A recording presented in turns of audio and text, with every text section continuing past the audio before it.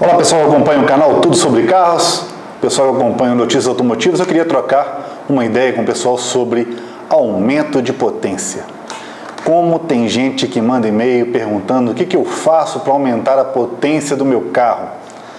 Muita gente se preocupa com o ganho de performance, né? Às vezes nem vai utilizar essa potência extra, mas muita gente se preocupa em ganhar potência.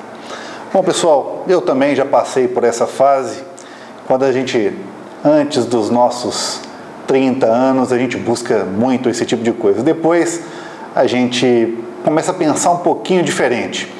No lugar de querer aumentar a potência do nosso carro, a gente procura comprar um carro com mais potência.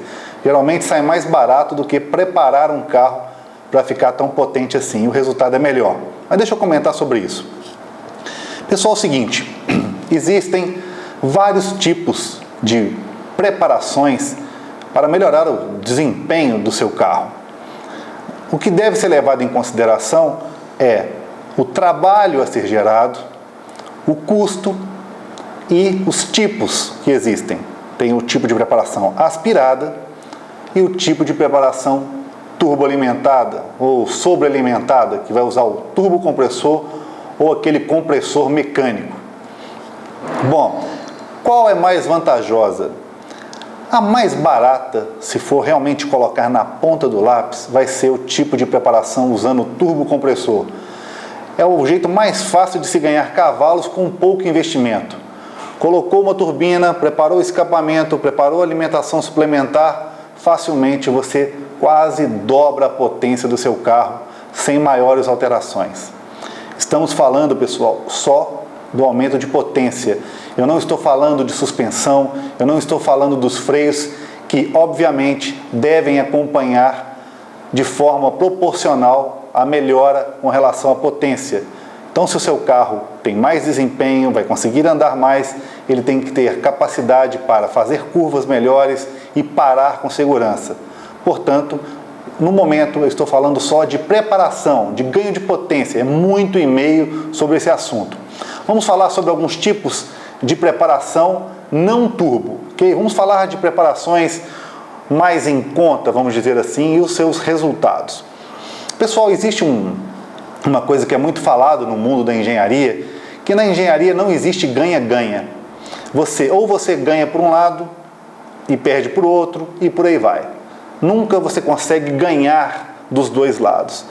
E com os carros, que na verdade é pura engenharia, não é diferente. Bom, vamos falar sobre o chip de potência, o tal famoso chip. Antigamente era o chip, o cara tirava aquele EPROM, colocava um outro chipzinho com uma outra programação e você conseguia mudar curvas de injeção, curvas de avanço de ignição e uma série de outros fatores que você conseguiria alterar usando um computador. Hoje em dia, as coisas já mudaram. Com a introdução das centrais microhíbridas ou aquelas centrais reprogramáveis, você consegue mudar, não tem mais aquele chip físico para trocar. Você entra com um conector, um plug e faz essa alteração do mapeamento. Existe até os próprios fabricantes de carros vivem atualizando esse software e nas revisões vocês têm o sistema atualizado e nem ficam sabendo o que foi feito no carro. De tão simples que é feito o procedimento hoje pelo próprio conector diagnóstico. Então, pessoal, essa alteração no mapeamento pode trazer melhora? Pode. Não só a mudança no mapeamento, como diversas outras modificações. Por que pode trazer melhora? Porque os carros são fabricados de maneira genérica. Seria legal se você fosse numa concessionária, seria muito interessante, e você falasse, olha, eu quero um carro assim, assim, assado, com essa potência, com esse torque, tal. Ia ser muito legal confeccionar o carro para você como se fosse cortar um terno para você sob medida. Mas não é assim que funciona. Os carros são feitos de forma padrão para atender a maioria do consumidor comum e gerando um custo razoável para a sua produção e com um motor que fica no meio termo entre melhor performance e melhor economia.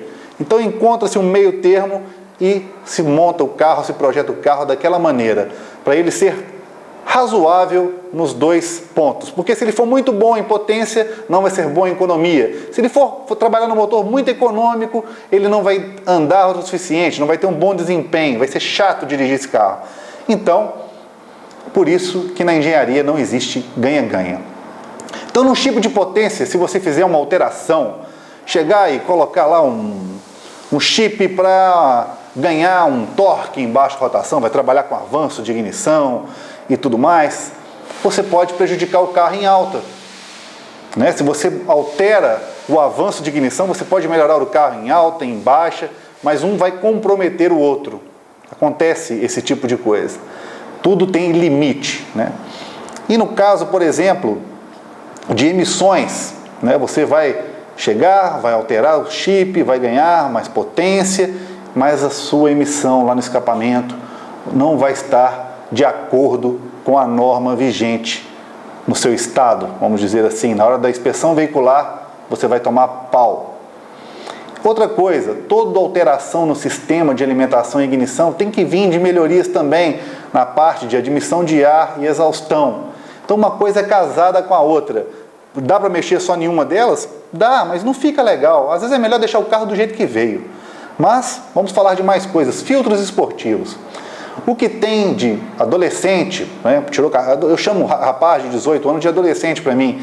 São meninos que estão começando a dirigir, uma faixa de idade que acham que estão cheios de razão, confiam nessas propagandas enganosas que falam que o filtro esportivo melhora o desempenho, mas depende como esse filtro esportivo é colocado e se na verdade ele não vai prejudicar o desempenho do carro. Porque se o filtro esportivo for colocado num ponto no motor onde ele vai puxar ar quente, não vai adiantar nada, vai prejudicar o desempenho. E em muitos casos você coloca um filtro gigante num carro 1.0 e não vai ter alteração nenhuma. Não adianta um filtro desse tamanho para uma admissão desse tamanhozinho. Então não adianta, tem coisas que é só um visual mesmo, né? Só a aparência mais agressiva para você abrir o capô do seu carro no encontro de carros e ficar brincando com seus amigos lá. Filtro esportivo depende como ele foi instalado, depende da maneira onde, o local que ele foi colocado e que tipo de filtro é esse. Geralmente esses filtrozinhos vendidos por aí, de supermercado, sinto muito, é pior do que o filtro do seu carro. O escape esportivo, interessante também o escape, né? As mudanças que são feitas no escapamento. Quando você ganha mais, faz uma preparação, seja aspirado ou turbo, se você não trabalhar escapamento, você vai ter uma coisa amarrando o carro. O escapamento tem que estar preparado para deixar sair todos aqueles gases que com certeza serão uma quantidade muito maior quando o carro trabalha turbo alimentado ou com um processo de alimentação aspirada mais parruda, vamos dizer assim, né? Então, o escapamento é importante trabalhar. Só que tem um detalhe, não, eu vou colocar um abafador do tipo tal no meu carro, isso sem fazer nenhum tipo de preparação. E que vai lá e coloca o escapamento achando que vai melhorar o carro. Pode melhorar? Em altas rotações pode acontecer, mas em baixas rotações você vai ter problema de contrapressão e o carro pode perder torque em baixas rotações. É tudo uma matemática, não dá para poder aprofundar muito através de vídeos. Se vocês pesquisarem na internet vão ver sobre esse tipo de coisa que acontece dentro do motor.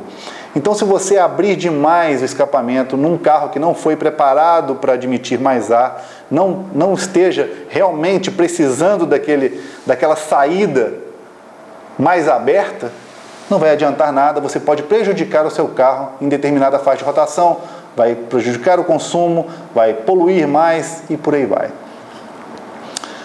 Aliviar pesos de peças. Na verdade, os motores que muita gente consegue um melhor desempenho usando peças móveis mais leves. Tem peças forjadas, que é o contrário que muita gente pensa, acha que é porque a peça é forjada, que ela é mais pesada, mais dura. Não. É o processo de fundição dessa peça e em muitos casos ela é mais leve do que a peça normal. Ela é mais resistente e mais leve. Uma peça mais leve vai movimentar com mais facilidade no motor e vai facilitar que as rotações subam e por aí vai. Agora, um detalhe interessante, muita gente gosta de rebaixar o cabeçote do carro, né? Na verdade, aumentar a taxa de compressão do carro. Ou você pode rebaixar o cabeçote, ou trabalhar com pistões mais taxados, você também ganha potência. Mas só que com essa nossa gasolina, os carros danam a grilar, a detonar, porque a compressão fica muito alta, aí você tem que passar a usar o álcool como combustível ou uma gasolina com maior poder, com maior octanagem, no caso, a Podium aqui no Brasil. Então, pessoal, tudo tem que ser bem pensado, tem que ser bem analisado. Vale mesmo a pena fazer essas alterações no meu carro? Será que não é melhor eu comprar um carro com a potência maior, ou eu quero ter o prazer de ter aquele carro modificado? Se no seu caso o seu prazer é ter um carro modificado, então você tem que ter em mente que vai custar caro. A preparação bem feita custa caro.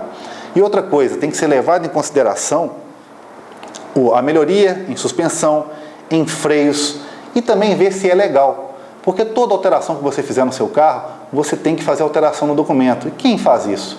E na hora que você tiver um problema, um acidente, e a seguradora balançar a cabeça para você e falar, não, seu carro não está coberto porque o seu carro foi alterado, foi modificado a potência dele.